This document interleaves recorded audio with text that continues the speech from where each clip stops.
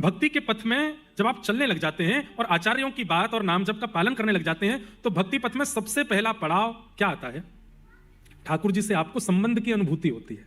ध्यान से सुनिएगा, ठाकुर जी के प्रति संबंध की अनुभूति होती है। ये मेरे कुछ हैं, ये भगवान है एक बात है, पर ये मेरे कुछ हैं। आपके चाहने से संबंध ना हो। आपने कई माताएं, कई बहनें, कई भाई लोग ठाकुर जी को अपने आप बना लेते हैं। ये तो हमारे लाला है, ये तो हमारा बेटा है, ये तो हमारा सखा है, ये तो हमारे ऐसे हैं। नहीं, आपके चाहने से नहीं। अब हम लोगों का संबंध ऐसा है ठाकुर जी से, महाराज जी ये तो हमारे लाला हैं। ठाकुर जी के हम भाई लाला हूं तेरो, लाला जैसे अपने आप अपने मन से बना रखो लाला हूं मैं। या को मुंह से पूछी कभी कि मैं कहूं मैं तो अपनी लाली मानू, तेरो बाप बनो बैठा हूं मैं तो तुम लाला कह रही है। तो आपके चाहने से संबंध नहीं, इच्छा होनी चाहिए कि मेरा नाता क्या है ठाकुर जी से, मेरा संबंध क्या है ठाकुर जी से। पर उस संबंध का प्रमाण ठाकुर जी दें आपको, उस संबंध का प्रमाण ठाकुर जी प्रस्तुत करें और वो कहीं ना कहीं से आपको प्रस्तुत हो जाएगा।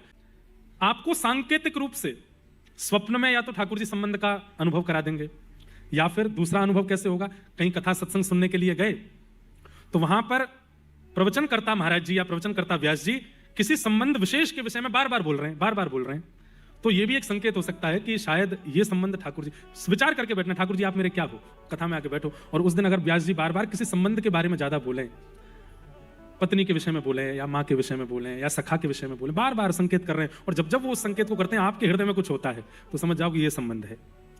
तीसरा एक संकेत ऐसा हो सकता है कि आपने अपने गुरुजनों को प्रणाम किया, महापुरुषों को प्रणाम किया, और महापुरुषों ने आपको देख करके कोई शब्द से आपको संबोधित कर दिया।